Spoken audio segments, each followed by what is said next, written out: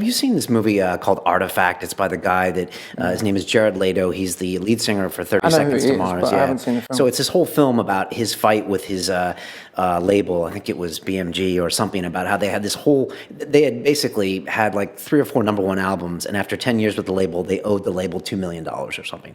And yeah. And go ahead. Sorry. But anyone who understands the way the music industry is designed, there's a very simple book artists should read. It's called Everything You Need to Know About the Music Business by Donald S. Passman. And it breaks down loads of things that they do in the music industry. Like, for example, they have a system called free goods. So they sell 85 of every 100 CDs to a retailer.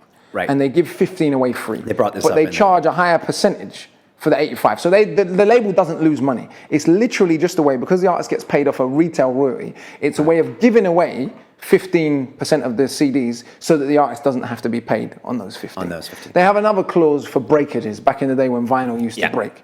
Now they charge the clause for vinyl breakages on MP3 downloads.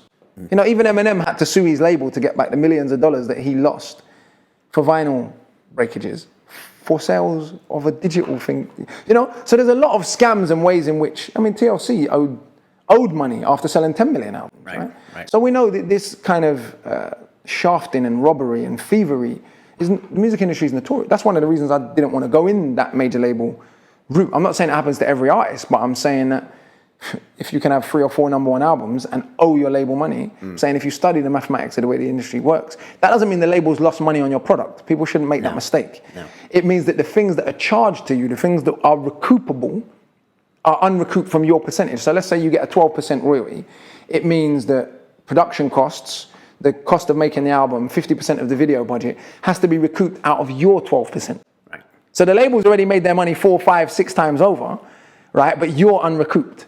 Does that make sense? Yeah. And so it's this kind of bullshit that puts a lot of artists off. Yeah, you would either love or hate this movie watching this, because they talked about exactly what you just said. Yeah. They're selling digital downloads and paying for breakage fees, et cetera, et cetera. And now you look at 30 Seconds to Mars and they're touring like madmen, and then you realize, oh, it's because the label's not taking a cut of the tour.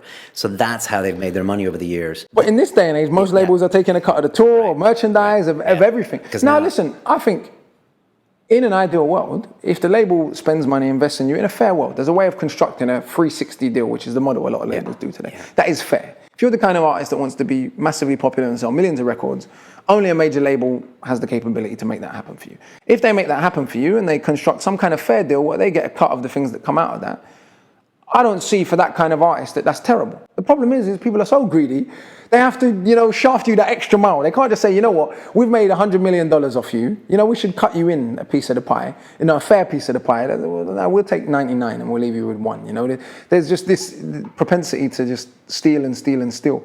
That isn't necessary because there is money going around. But yeah, most artists that are touring now on that scale, the labels are taking a cut of that.